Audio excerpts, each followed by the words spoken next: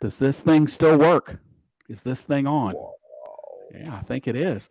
Hello, everyone, and welcome into Tigers Tonight in our new home at Bluff City Media. Feels good to be back in the saddle here, gentlemen. We've had some remodeling going on here in the palatial Maddox Manor studio. We'll get into that later. But even though our address may have changed, two things haven't changed. I am always honored to be joined by the best co-host in all the land.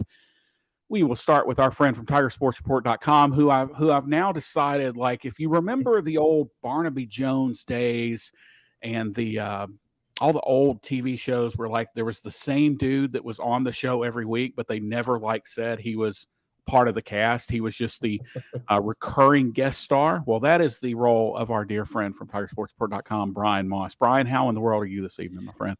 Doing pretty good. Not too bad. Hanging in there. Enjoying the I guess the off season a little bit. It's a little bit of a downtime, but it's about to kick back up next month with spring practice.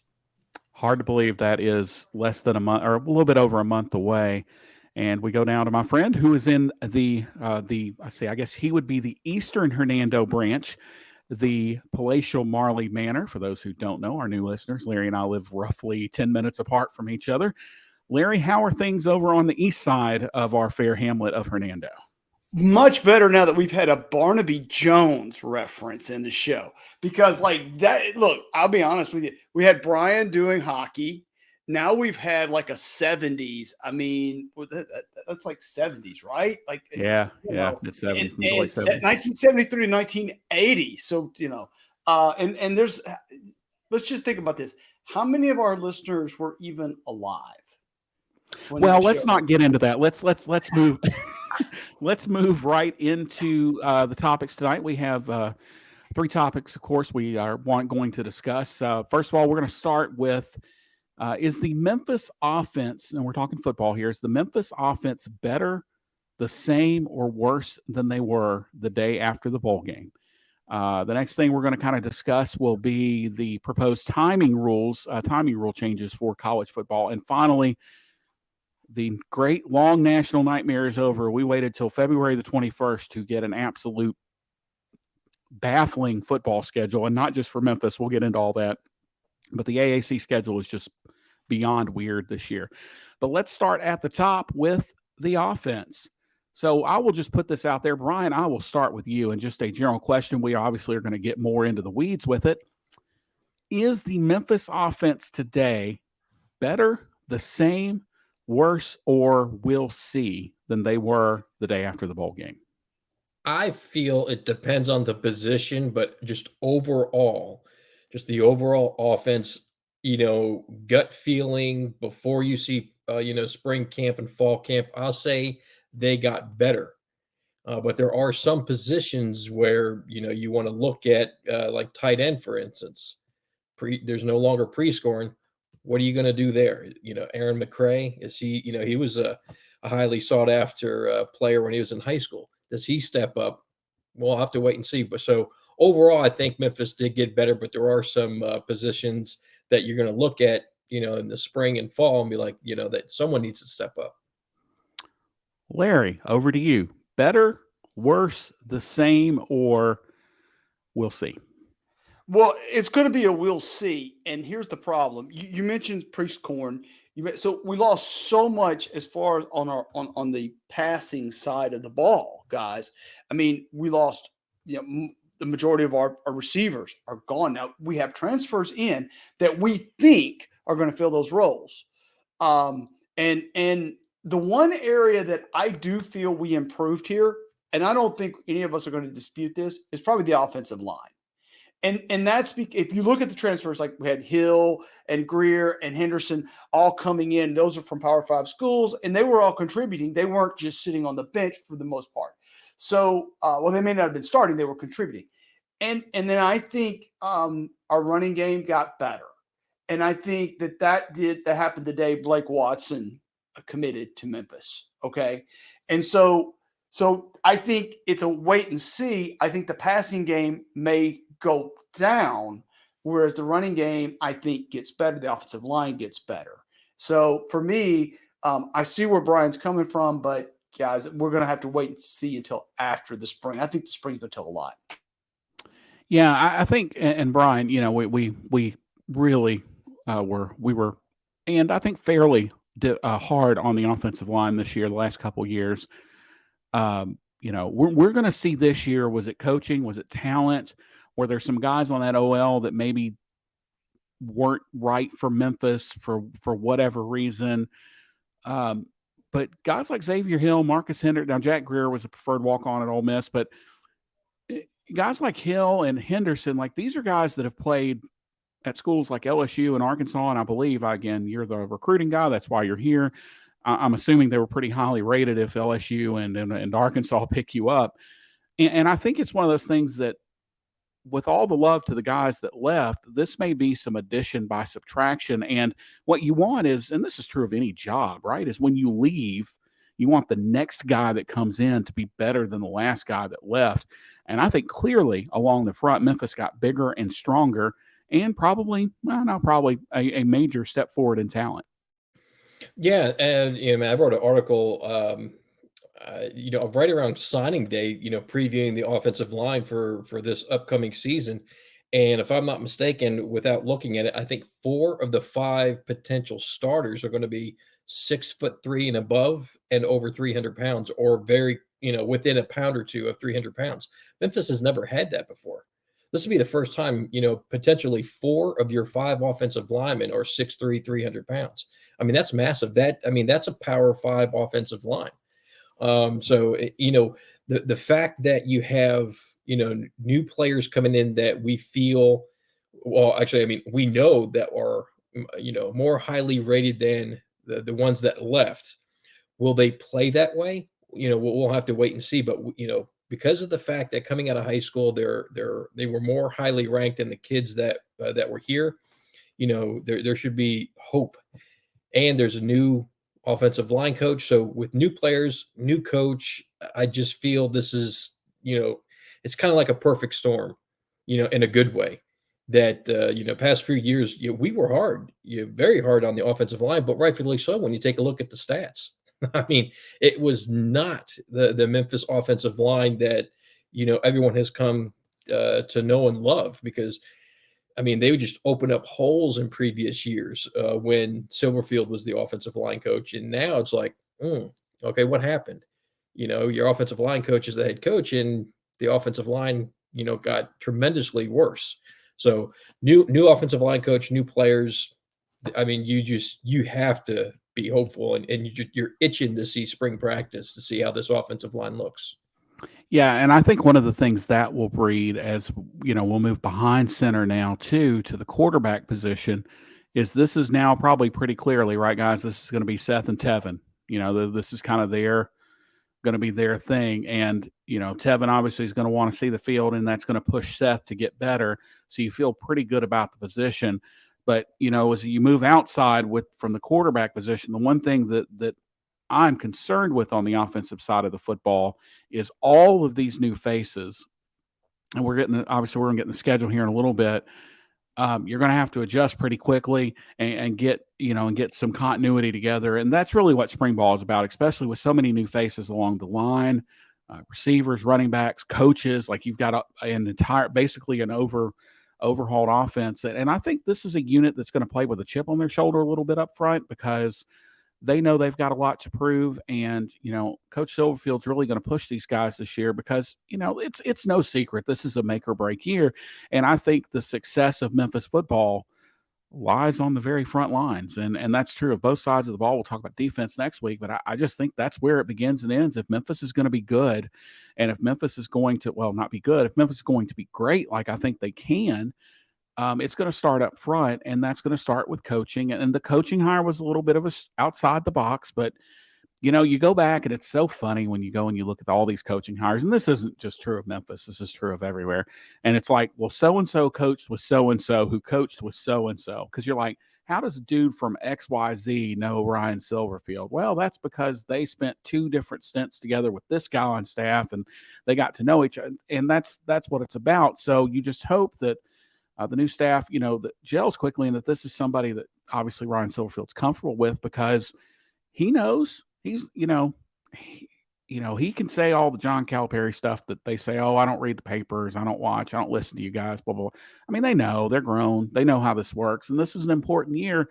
And, I think that the offensive line got better because the one thing transfers can do for you is if you've played at LSU, there's nothing you haven't experienced from a crowd standpoint, from a defensive line standpoint. Like there's nothing you haven't seen. So nothing's going to rattle Xavier Hill, or nothing's really going to rattle Marcus Henderson or Jack Greer. And these guys are also, keep in mind, in practice, they go against the best in the country too. So there's nobody on the other side that's going to intimidate them from that perspective. So I think the OL got better. Now, quarterback play, I think, is still going to be solid. And I'm a little surprised we didn't last year, although I'm sure this also boils down the OL, but I think you're going to see Tevin some this year in packages, I think. And I think you're going to have to get him involved in games, because at some point he is going to be the guy, and you don't want that to be okay, you've played 12 minutes in 3 years. Here you go. This is your team now. So Larry, I think it's important from the quarterback position that I'm not going to say Memphis got better, but maybe they did, because now you have two guys that are really going to push one another. But I think this is a year maybe you do see Tevin kind of take the field some. Well, and I think it's also very important that the coaches and the players get used to a true dual threat quarterback, because when you are blocking for a guy like Seth and you're calling plays, the rhythm of the plays is different. And one of the things that you'll see when you have a dual threat quarterback, and you see this in the NFL, right? Where a dual threat quarterback comes in for a guy who was more of a drop back pass. And we saw this like this year with Green Bay, when the Love kid comes in and played for Aaron Rodgers, and there was a real adjustment, right? And so we need to see that. We need to see Tevin coming in, and I don't think just more than a package. I think we need to see him in series every game, one or two at least, and maybe multiple, just to get him especially. And I think a great time to do this would be around the goal line, for example, where we've struggled in recent years, is around the goal line. When you get inside the 10, I mean, let's see what Tevin can do. We know he's got a great arm. We know he can throw the ball, but can he be accurate, and can he control that offense in the red zone? Because guys, one of the issues that we have got to solve this year is not just getting field goals, but scoring touchdowns when we get that opportunity. If we want to be great, we have to get touchdowns, not just field goals. And that was an issue last year. It was. Yeah, and Brian, I think you said it about you lose Caden Priestcorn. So now, he was early in the year, he was a go-to guy around the goal line, and then teams started kind of keying on him. So he kind of dropped, his productivity dropped off a little bit. But yeah, you're going to have to show me that you can put the ball in the end zone. So moving back to the running back position, you lose Asa Martin, you bring in Blake Watson, who I watched the kid play once and I was sold, and everybody, well, he played at Old Dominion. Well, if we're being upfront and truthful and being real about this league is not that different from the league he left. With the departures this year, sans maybe there's nobody like Memphis, SMU, or Tulane in that league, but I'm not going to say Tulane. I don't want to get that started. Anyway, there's nobody like SMU or Memphis that has the speed and the talent in that league. But, Travion Hargrove, I mean, these are guys, again, that have produced, and Memphis is going to have to figure out how to run the football. And it's going to be the month of September, they're going to have to be able to, pardon the pun, hit the ground running, because whoever's quarterback, if it's Seth or Tevin for a series, we've got a practically all new receiving core. So the running game is going to have to be the first thing to come along.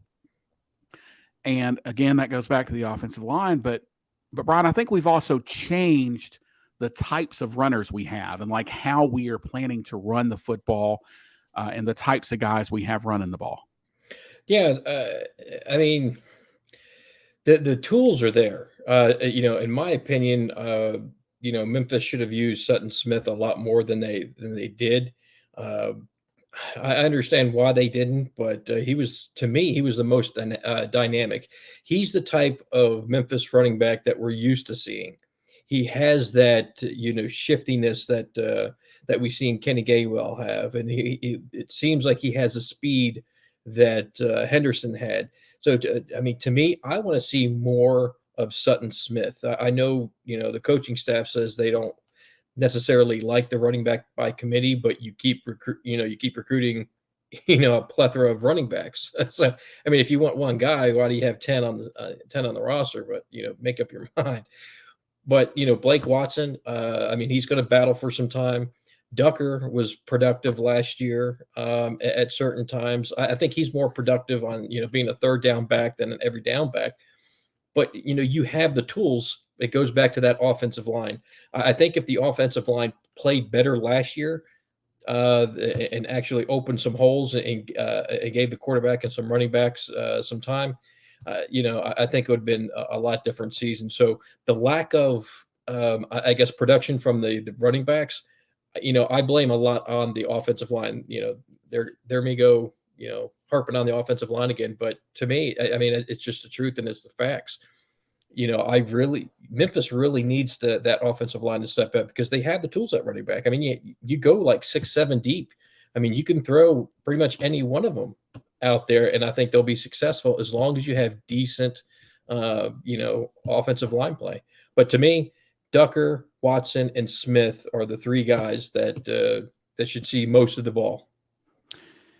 And Larry, as one here who played in college, I think that maybe part of the lack of productivity from the running back position is, obviously it comes down to the line, but I think maybe part of it as well is, and I hate to keep doing this, but it goes back to the Josh Pastner basketball days where guys didn't know their roles. They didn't know when they were going to play, how long they were going to play.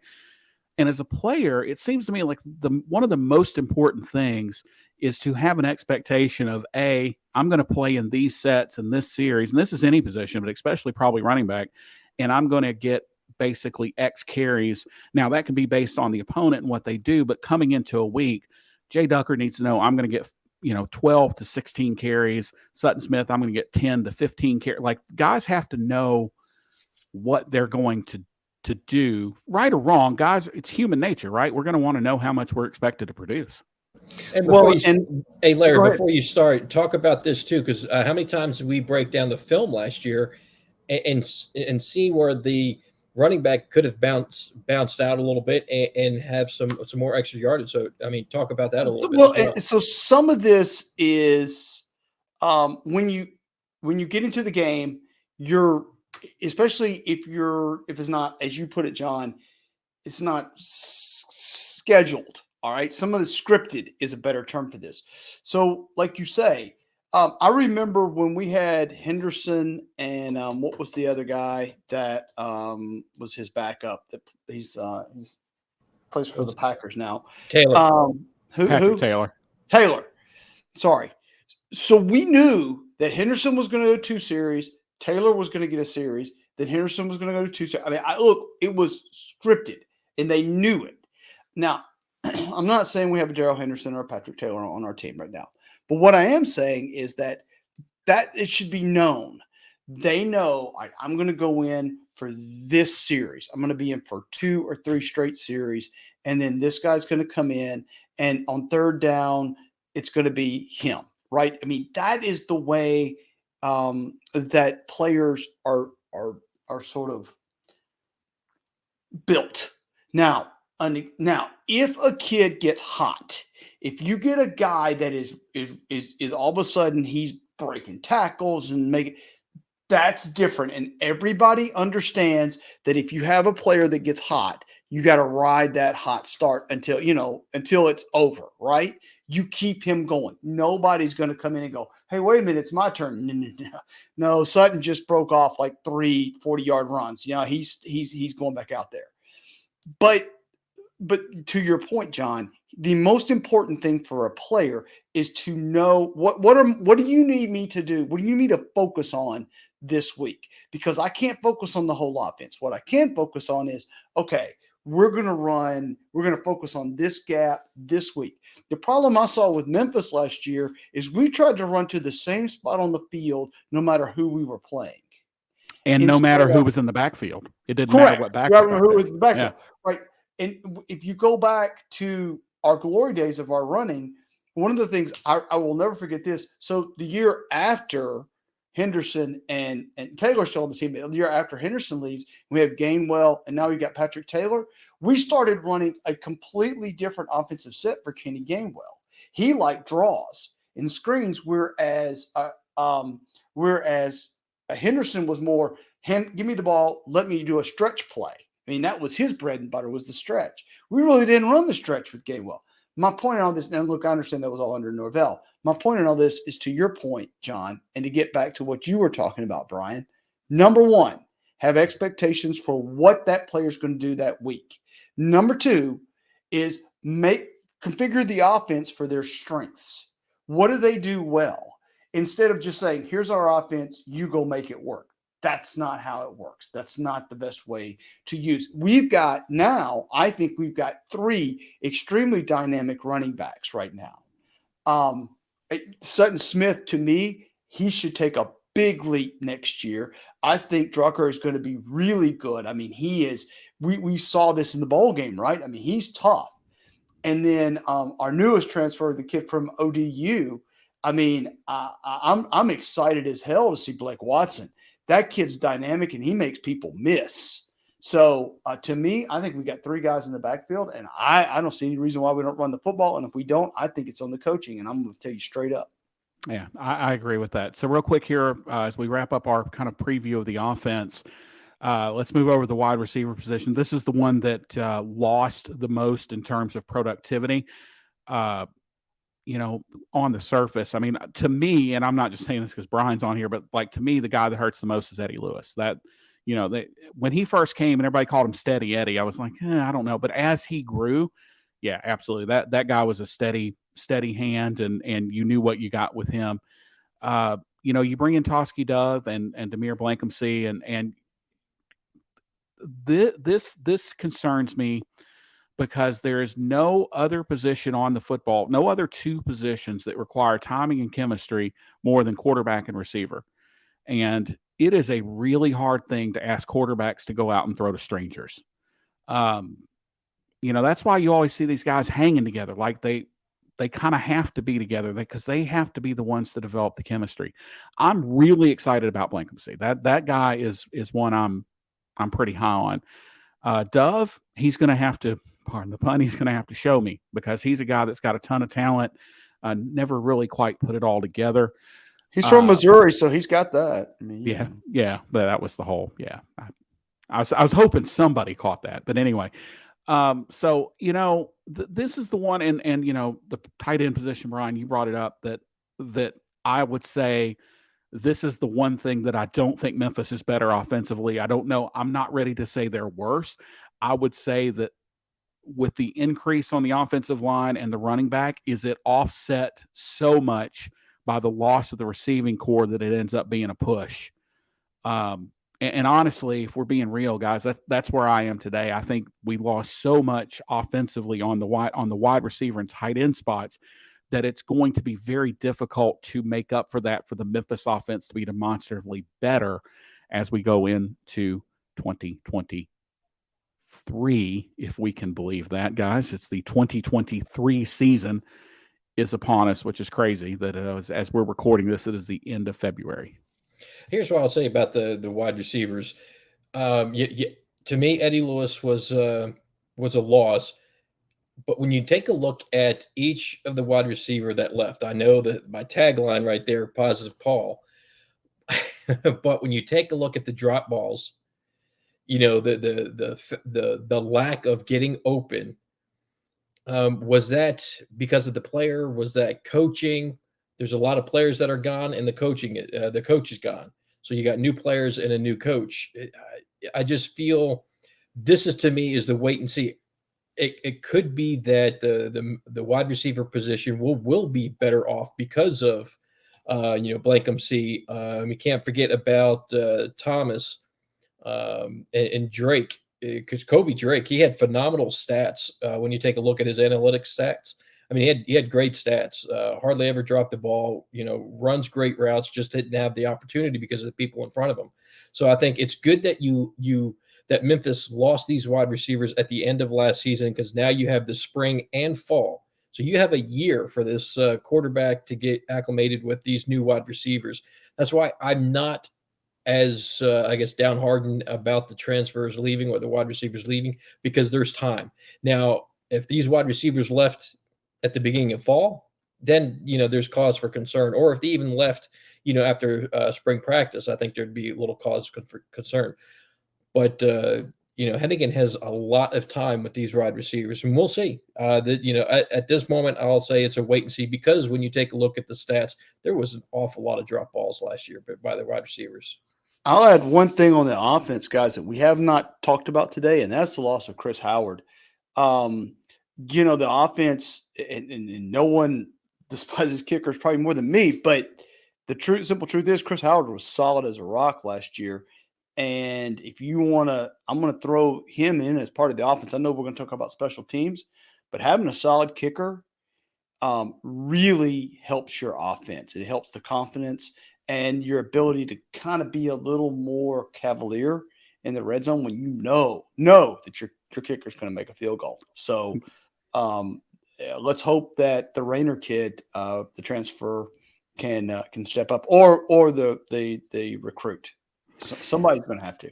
Yeah, I don't think any position has benefited more from the transfer portal than special teams, just in general. Kickers, punters, specialists, I think they benefit greatly. And we're going to cover defense and special teams together as well.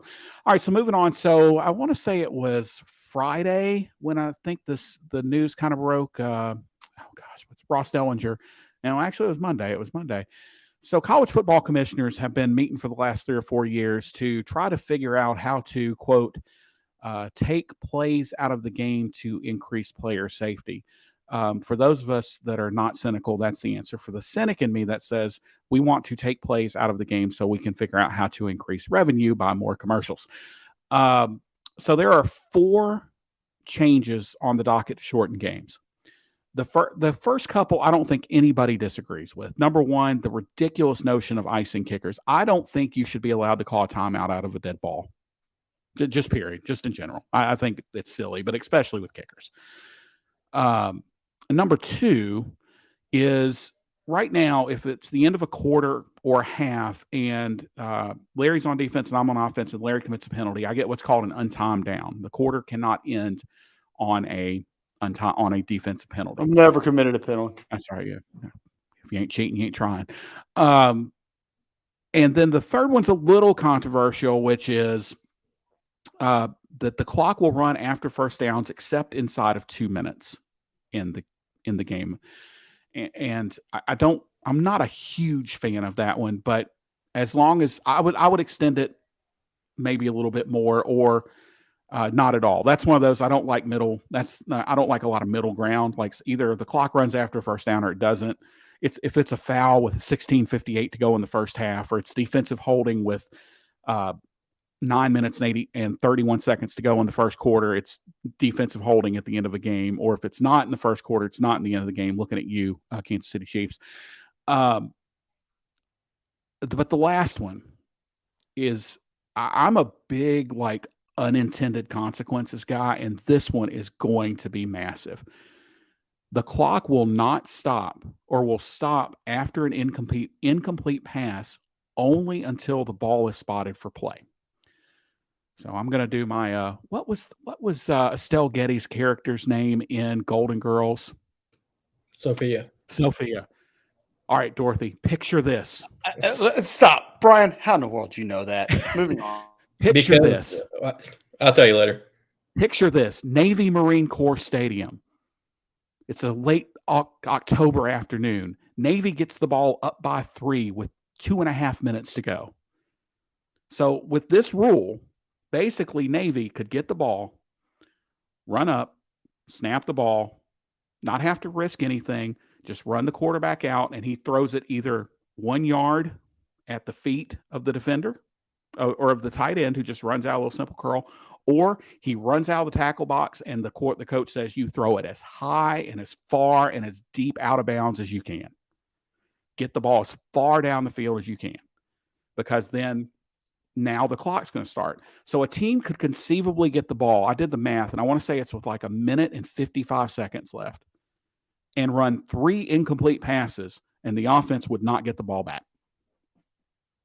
Just think about the ridiculousness of that for a minute. Just everything else aside, the ridiculousness of the fact that you're now taking running out, and you're basically what you're doing is you're taking running out of the game, because if I'm a coach, what is much less risky? Snap the ball, run outside the tackle box, throw the ball as far as you can, or actually as short as you can, because you want it spotted quicker so that more clock runs, or handing the football off late in the game. And if you're on defense, guys, you can't just bring 11 and try to sack the quarterback or cause a fumble, because they're going to have to send guys out allegedly to attempt to catch a pass. I just think this is going to be a horrible idea that is going to backfire incredibly, and is going to cost a good team a big game late by just this whole just kill the clock, just kill it, just don't run the ball, or the kneel. This is essentially going to give you 6 more opportunities to kneel in a game, and I don't like it. I think it's contrary to the game. I think it's going to, and then here's something else that I thought of last night in my late night thing. I've really been thinking about this. This is not good, because I've been thinking a lot about this. Brian, you and I, we've chatted about you've purchased an analytics package that you're using now. So college football is moving to an analytics model. We've got analytics, we got NIL, which everybody can say there's no pay for play or whatever, however you want to phrase it. You're now going to decrease completion percentages of quarterbacks with this strategy, because you don't want them to complete the pass, because bad things happen, right? There's only 3 things that bad can happen at the end of the game. It comes down to a kicker, a guy runs the ball, or a guy catches the ball, because those other 2 things can result in turnover, or all 3 can result in turnovers and block kicks. So now you're going to tell a guy, it's like telling him, hey, I want you to go miss these free throws for the last 2 minutes of the game. It's going to make a bad product even worse, because as much as we love college football, and I although I was accused of yesterday not being a football fan because I don't think that college football games should take 4 hours. Literally, those words were said to me. You're not a football fan. You're going to take as much as we love it, guys, you're going to take a bad product and you're going to make it even more unwatchable. And Brian, I think the analytics might even be the most interesting part of this. Is you're going to skew your analytics now with these late game hijinks. Yeah, it's going to make quarterbacks look worse than they actually are. To me, I don't like it either. I think there's definitely better ways to shorten the game than this. And we talked off air, some things that you could do, which ain't gonna happen. Which will not happen. It just, I don't know. So when we talked about the NIL before, I think that wasn't the NIL. When we were speaking about the early signing period, there's unintended consequences that have just gone out of, just blown up. And I think there'll be unintended consequences in this as well if it passes. Yeah. And Larry, again, I'm going to rely on you as a player here. From a defensive perspective, this might be a worse nightmare to me than the whole move towards everything as defensive pass interference, because at this point you are taking the defense completely out of the game, because guys are going to be told to, or I hit you in the hands with the ball and you knock it down. The only saving grace here is he might get called for intentional grounding. That's the only because everything you just said is 100% right. Like literally, the quarterback could go out and throw a pass at somebody's feet, never intending to complete it, and there's nothing you can do, because what's going to happen? I'm assuming they'll wind the clock. Once the ball is spotted for play. Well, no, they'll play on the play clock, and so they'll have to get the ball and set it. So you could have maybe a 5 or 10 second differential between there, but still you're going to run 30 seconds of clock every time on an incomplete pass. And here's the other thing, that the real reason why you do this is because on an incomplete pass, your players are all downfield. The defensive players, offensive players are all downfield. So now you've got to get back. Let's say they do what you're saying, John, because somebody's got to be down there for him, or it is intentional grounding. So he just throws it high and deep or whatever, and there's somebody down there. You got to get back. I don't know. This is the dumbest thing. It's not the dumbest thing I've ever heard. It's way up there. But I get that there are time slots. And we talked about this off air. There's time slots. And to me, I think one of the problems they've got is that the games are outside the time slot. I do. I think that so a game is scheduled to go 3 hours, and then you've got another game, but this game's still going on, and it goes on for 30 minutes. And so you've got to figure out what you're going to do with the other game. And I get all that, but the truth, the cold hard truth is, one of the beautiful differences between college football and the NFL is that college football it's a, how should I put this? It's more of a story than the NFL. The NFL is rote. Every game comes down to the whole thing. Whereas college football is way more played out, and that just takes longer. It just does, guys. And I think that's one of the beautiful things, is that it is a 3 hour and 15 or 3 hour and 20 minute game. Now, 4 hour games like we had at UCF versus UCF several years ago, that sucks. But 3 hours and 15, 3 hour and 20, 3 hour and 25 minutes, to me, that's what makes it beautiful. That's just me.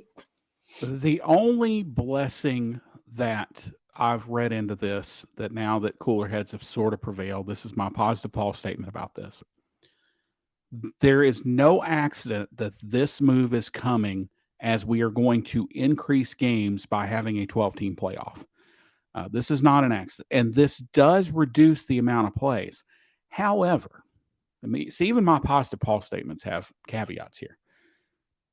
You're talking about, between those last two things, you're talking about removing an average of about 20 plays per game. That's going to be mathematically or so. With time, you're removing about 20 plays. College football games have around 175, 180 plays, obviously, depending on who the two teams are. The average last year, I think, was like 173.6 or something like that. The NFL is a TV product, which college football is a TV product. But I will, feels pretty comfortable here. We're going to go back and do my wrestling comparison. WWE is a television company that broadcasts wrestling every week. AEW is a wrestling company that is on television.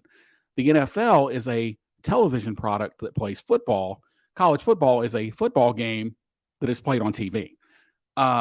They have different missions, different vibes. Now, we do need to shorten games. I am 100% on board with that. There is no mathematical reason. One of the great things, here we go, we're going to make a swerve. One of the great things, Brian, about soccer is its predictability. You know how long the game's, give or take 10 minutes. You know how long the game's going to be. If I walk in at 7 o'clock, I'm walking out at 9, pretty much within 5 minutes. And that's with halftime and running clocks and all that, like pretty much within 5-10 minutes. If there's no overtime, I'm walking out. The NFL averaged 3 hours and 10 minutes for the last 7 seasons. It's been 3:09 and change to 3:11 and change. So 3 hours and 10 minutes. You can't make fetch happen. You can't make college become the NFL.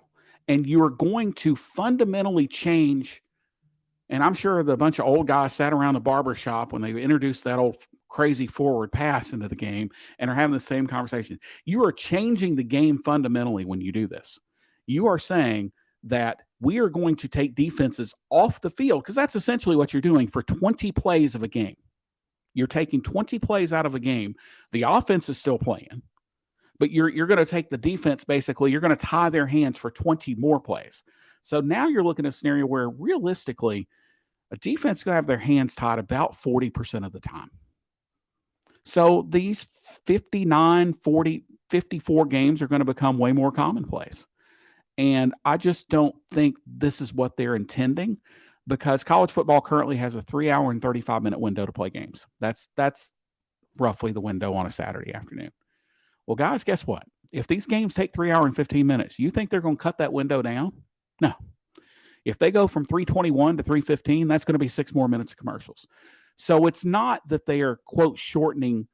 They are shortening football at the expense of lengthening ad revenues and increasing, which is fine. Look, it's a business. I am the dude that will die upon the hill that says college sports are a business now, and businesses have one job, and that's to increase revenue. And if they're corporations, it's to increase shareholder value. Like, that's the only reason college football still exists, is that it's a television product that drives revenue. But you're going to make an already difficult to watch product harder to watch. Like, this is not going to have the intended effect. People are not going to be excited about watching Navy get the ball with 1 minute and 40 seconds left. And I'm picking on the military schools here, but Air Force is going to get the ball, and to avoid the intentional grounding, Larry, you're talking about, we're just going to roll the quarterback out like we normally do and throw it at the feet. And I just don't think this is going to have the intended consequence. Yeah. And I don't like anything that fundamentally changes a game without really, really good reason. And I just don't think this is a good reason. Well, I'll add one more thing. We talked about this off air, is that you take more plays off the field. That makes the live product worse, because there's fewer. Like, when you're at the game, like, you're just sitting there watching this clock on the field, as you know that the commercial is right. I mean, that's essentially what you're doing. And I'm glad that clock's there now. Oh yeah, yeah. Remember, it used to not be there. If he's sitting around wondering when the hell the game's going to start, I totally understand. But my point is, you have fewer plays, which makes the live product worse. Which I understand that the TV revenue is driving a lot of this, but you still want fans in the stands. No, you don't care about that anymore. No, I don't think you care about that at all anymore. I don't think you care. And the reason I say that is, another easy way to fix this would be to shorten halftime to 15 minutes. But how dare you take 12 minutes from the band? We're going to have at least a 15-minute halftime, because that damn band's getting on the field. I'm down with that. But if you take 5 minutes off of that, now we can't have the ridiculous, although fun and exciting, and I've seen some crazy stuff on these halftime punt, pass, kick things. You can't take those off the field, because those are revenue drivers. I don't think college athletic departments are as concerned with the in-game experience anymore as they used to, because the in-game experience does not drive the revenue that television does. That they get more revenue from TV than they do from me and schlubs like me and you and Brian going to games. I just go ahead. No, I was going to. What's the play clock? Is it 40 still? I think it depends on the play, doesn't it? Like situation. It could be 40, 30, or what? 50, it's either 40 or 25. 25 40 or 25. 40 or 25. And that has to do with if it's a running play or something like that, and you're running a clock, you have 25 seconds between the play. If you have a stop clock, then it goes 40 seconds, because the clock's not running. So what are they going to do? I know Brian's next question. How are you going to handle incomplete passes? Are they going to be 20? But it doesn't. I mean, I guess it does matter, but it's not going to matter if. I just think you're going to get situations where teams are going to get the ball with 6.5 minutes left in the game, and they're going to get one first down, and the other team's not going to touch the football. Yep, and that's exactly criminal. What's going to happen. I mean, that's criminal. That's not what football is about. Football is about 10 yards. Like, it's about 10 yards and touchdowns. That's what it's about. And you're taking all that. Although, let me be clear, you are bringing more strategy into the game on the offensive side of the football. You are bringing more strategy in, and maybe that's a good thing. But on first blush, I don't like it. Speaking of things that John Maddox doesn't like, this podcast can only be an hour tonight. February 21st, the second latest in the AAC era that we got the football schedule. And I think we did that because the people that made the schedule had to be totally drunk before they were allowed to release this thing. And I don't just mean this from a Memphis perspective. Guys, these football schedules are terrible. We'll start with SMU. And I don't feel any, this is not an SMU pity party here. SMU doesn't have 2 home games together. They alternate every week through the entire season, home away, home away, home away. They don't have 2 home games together. Tulane has 3 weeks together. UTSA has 2 2-game homestands. Now I'm just gonna say that those are the 4 teams that I feel like are probably your front runners and the teams that the league should want to see to do well. Memphis would have had 3 games together if Missouri wouldn't have pulled their little stunt. Memphis would have had 3 games, but that would have been in September. So let's look at the football schedule for Memphis this year. We'll run through it first, and then we'll start with Larry, and then we'll go to Brian. I want to get your thoughts. So we open September 2nd at home against Bethune-Cookman. September 9th, Memphis travels to Arkansas State. Thursday night, September 14th at home. 2 of your 6 home games are not on Saturdays, by the way, 33% of your home games. Thursday night against Navy, all in favor of playing Navy early in the season. No problems with that at all. The next Saturday, September 23rd, I have never wanted a team to get a beating so bad as I want Eli lose a lot of games of wits to get his tail kicked by Memphis in St. Louis on September 23rd. Home for Boise State September 30th. Off the next week. Home for Tulane on Friday, October the 13th. Oh, God, I just realized that's a Friday night. And I hope you liked seeing the Tigers because what could possibly go wrong with the voodoo king and queen coming to town? But it could be in New Orleans. It could be worse. At UAB on the 21st, which is Saturday. At North Texas on the 28th, which is Saturday. Home for USF on the 4th. So you do not have a Saturday home game for Memphis between September the 30th and November the 4th. At Charlotte on the 11th. Home for SMU on the 18th. And at Temple, that'll either be Friday or Saturday, the 24th or 25th. I've already tabbed Brian. Brian is my guy for the Temple game. Brian's going to be all over that one for Tiger Sports Report and Bluff City Media. He's the guy for that one. But just looking at, dude, this is a dumpster fire of a schedule. Like this is an absolute abject disaster for attendance more than anything else. And I'm not even talking about the teams. The teams are who the teams are, right? I mean, it is what it is, in the words of noted poet John Calipari. It is. I mean, it is, and you can't change that. But your home schedule is a Saturday against Bethune-Cookman, a Thursday night against Navy, a Saturday against Boise State, a Friday 2 weeks later against Tulane, a Saturday against USF, and a Saturday against SMU. Brian, I'll start with. I can't even put a sentence together, and I have to write an article about this, and I can't even put a sentence together. I'll make it easy on you. Fans want to see Memphis win, right? This is a schedule that you could see Memphis win. I mean, I love the schedule. I mean, I honestly do. I don't positive Paul right there, wherever it's at. I mean, think about it. I mean, Bethune-Cookman, there's always going to be an FCS team on the schedule. You're not a Power 5 team, so I mean, I get that. You travel all the way. Oh man, how far do you have to travel to go to Arkansas State? Seriously. And then people are complaining that you have a short week to go to Navy. What now? Honestly, what's the travel to Arkansas State? It's an hour and a half. 90 minutes. But why in the hell are we going to a Sunbelt school? But I digress. Go ahead. Back to you. I understand that. That's another debate, but still. But it's again, you don't have to pay. It's a short trip. I'll I understand. No, I agree with you. But still, it's not bad. You get Navy early. That's the biggest thing. You talk to any coach. I ask Silverfield every single year that they play Navy early. Is it better to play? He's probably tired of me asking the same question. He can just, when I raise my hand, he'll probably just answer it. I don't want to speak for him, Brian, but I bet if you asked Ryan Silverfield if he could play Navy the week after spring practice started, he'd be all in favor. Yeah.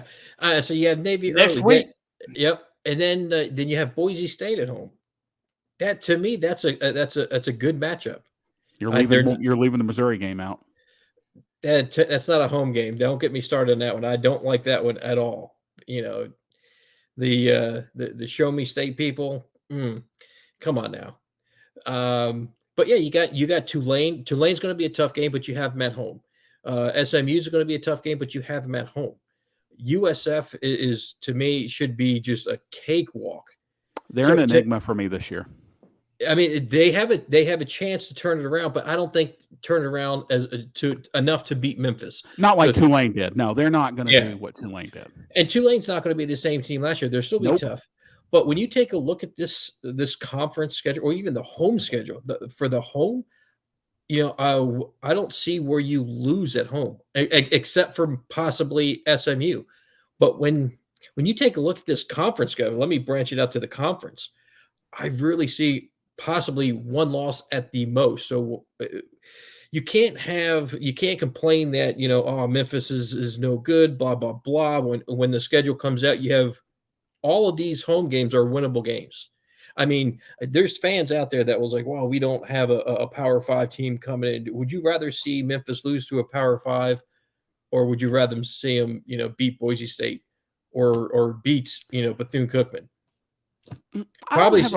I don't have a problem with the teams. I don't have a problem because again, the team, you play who you play. And the fact with the whole Missouri debacle, Memphis called 4 Power 5 schools of the 6 that had available games. 3 of them told them no. 1 of them said it was going to have to be a 3-for-1. So Memphis wasn't going to do that. Missouri really backed Memphis into a corner. I have a problem with several things on the schedule.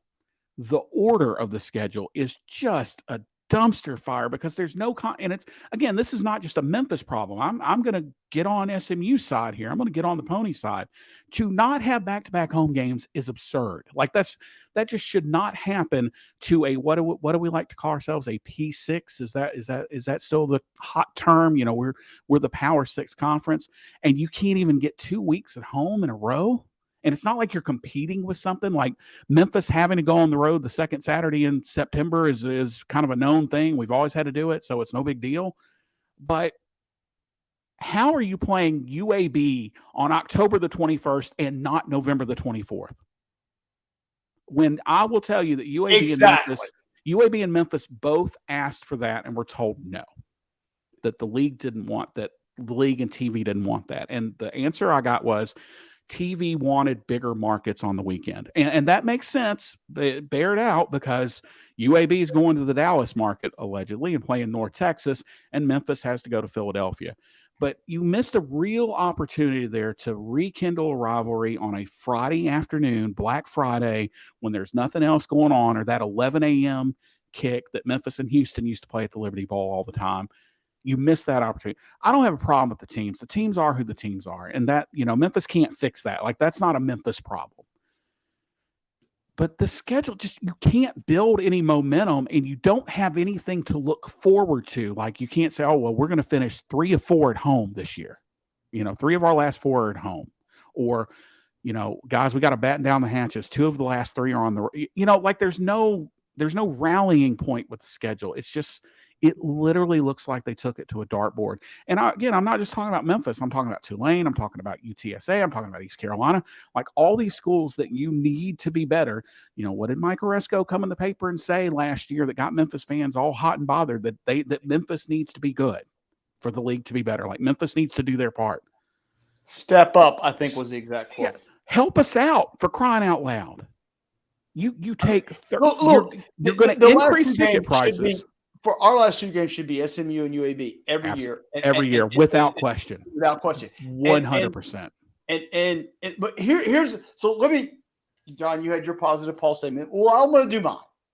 Here is one positive Paul statement that I am going to say.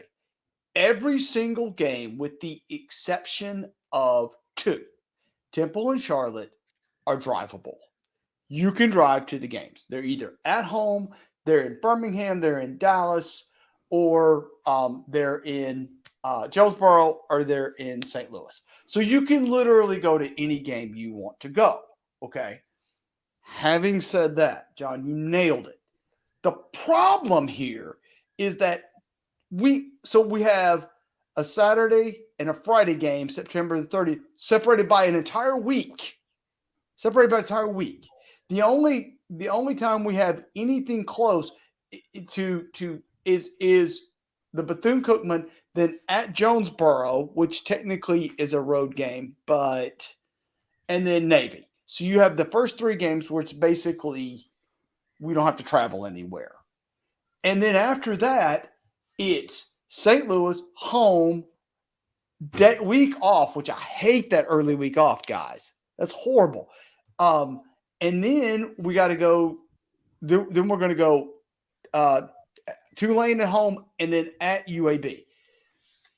Again, you can't. There's no continuity to the schedule. That's it. It's not like okay, we're gonna have 3 home games in October, 3 out of 4 home games in October when we can go, okay, we got these tough games, and that's what guys, isn't that what conferences try to do? Like, your continuity is in the beginning of the schedule. The first 6 games, 4 are home games. I'm not Yeah, counting Missouri.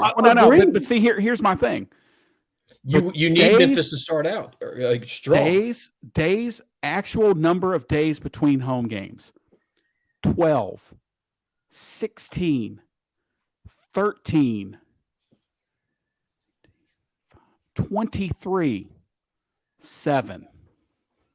How do you build how do you build on anything the team does the week before when you literally have a 23-day stretch in the middle of the season where Memphis does not play a home game? Or they don't play a Saturday game.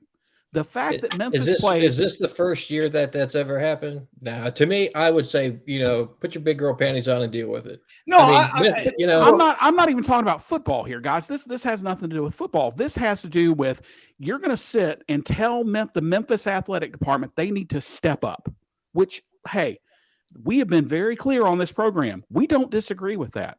But it should be the conference's damn job to make sure that you're good, that the teams that you need to, quote, your words, not ours, step up, that you do things to help them do that. Having a 23-day stretch between home football games for one of your bell cow programs, whether the rest of this damn league wants to admit it or not, Memphis is one of the bell cow programs. And that's not just football. That's why we need to be good in baseball. It's why we better be better in basketball, the whole 9 yards. To do that and say, guys, just deal with it. And then and then at the end of the year, they'll say, well, Memphis, your attendance wasn't up to snuff. Oh shit. You can't have it both ways because a team like Memphis is in the same spot that Temple is in, that Charlotte's probably in. You know what people do when you have a 23-day stretch when you don't play at home? Does Memphis play this weekend? Huh. Weird. Oh, yeah, they do play. So now you've forgotten people. And I don't have a problem with the teams because I said it at the end of our show last year. This is an 11-1 schedule right here. This is an 11-1 schedule. Memphis has the 129th ranked schedule by win-loss records of any team in FBS. Memphis has the third or fourth from easiest schedule.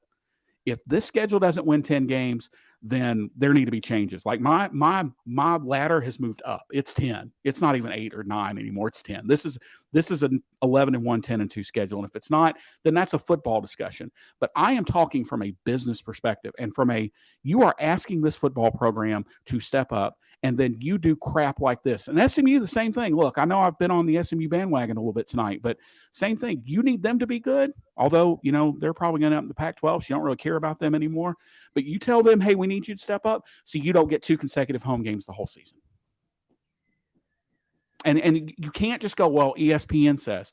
Well, at some point, you have to say, do you want our league to be good or not? Because this league does not benefit from Memphis playing a home game on October the 13th against the conference champion, the previous year's conference champions, and not playing, and I'll just say it, you don't play another good team at home until November the 18th. You go over a month between crappy, also ran Conference USA schools. And that's just the truth. And if North Texas fan and UAB fans get offended, then I'm sorry, but that's just the truth. Yes, this schedule is built to win, baby. This schedule is built to win. And Brian, you're probably right at some point. That's all that really should matter. but you cannot harp on an athletic program and tell them they need to step up and get better, and then you dump this in their lap and say, well, here you go. Sorry, Missouri screwed you. I would Here you go. I would be more on your side if Memphis was the only team getting screwed. But Tulane is another bell cow. They went to the New Year's Six game. They get a 3-game homestand. But they also play one home game in the entire month of October. How does October happen? That's a great point. Like, how does that happen to your two, the two schools that you are asking to carry this thing along and to drag the corpses that are the rest of the AAC and the also range you've brought in here? And I'm not just, I'm really not disparaging UAB and North Texas. Fine programs on the rise. Want to see them do well. But how do you do that to Tulane? How do you do that to SMU? How do you say, hey, we need you guys to be great, but we are not going to help you in any way, shape, form, or fashion possible? I mean, I'm not just bitching about Memphis and Memphis's schedule here. This is a bitching at the AAC for me. You are not helping the programs that you need to be good at all. You're not helping draw interest. You're not helping draw fans to games. You're not helping with TV. Like, you can't convince me that this schedule, that ESPN's just looking at the schedule and licking their chops and going, boy, we're going to basically go a month without showing Memphis. Because they're going to show Memphis on Friday night on October 13th. They probably don't show Memphis on the main ESPN channel again until November 18th. And that's if the teams, we all hold up our end of the bargain. But anyway, I'll have a whole article coming about that on Bluff City Media tomorrow, and just how much. Wait to read that. Well, you've gotten a preview. I actually probably read that before you hear this, but it's going to be the same stuff kind of regurgitated. But it just, if we'd have gotten this schedule on February the 9th, I know it sounds weird, I probably wouldn't have been as irritated about this, but because it's almost like, okay, we're trying to figure this out. We just give us a little bit of extra time. No, they're not trying to figure it out. They're just like, yeah, okay. It is what it is, guys. Yep. Oh, well, screw all these guys. All right. Well, that's going to wrap up this podcast. This has been quite a journey here. And for the best co-hosts in all the land, Brian Moss and Larry Marley's John Maddox signing off. And we will talk to everybody next week.